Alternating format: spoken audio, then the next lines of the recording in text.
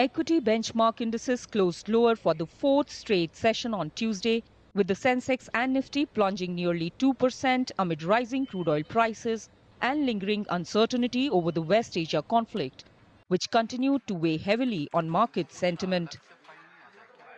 Persistent foreign fund outflows and the rupee slipping to a fresh record low further dampened investors' confidence.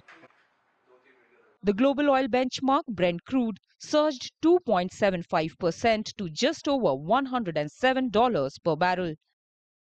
US President Donald Trump on Monday said that the ceasefire with Iran was at its weakest and on massive life support, a day after rejecting Tehran's proposal to end the months-long conflict as totally unacceptable. Amid a broad-based sell-off, the 30-share BSE Sensex plunged 1,456 points to settle at 74,559, while the 50-share NSE Nifty tumbled 436 points to close at 23,379.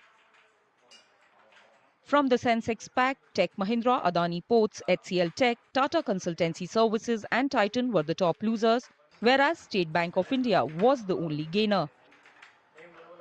I think the market is just not able to come out of the uncertainty and the fear.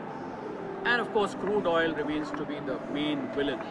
Again, hovering over 100, 105. Every time there is a hope of things settling down, it springs back to the same uncertain zone without any delay.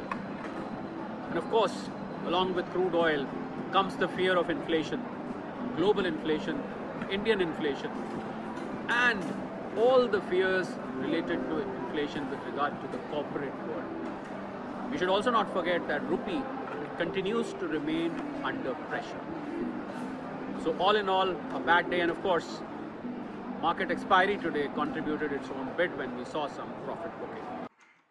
On the sectoral front, indices across the board witnessed heavy sell-off led by realty, consumer durables, IT, capital goods, power, auto and financial services counters.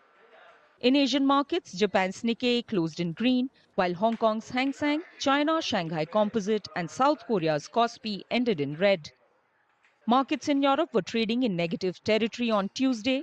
US markets settled higher on Monday. Foreign institutional investors remained net sellers on Monday as they offloaded equities worth over 8,437 crore rupees.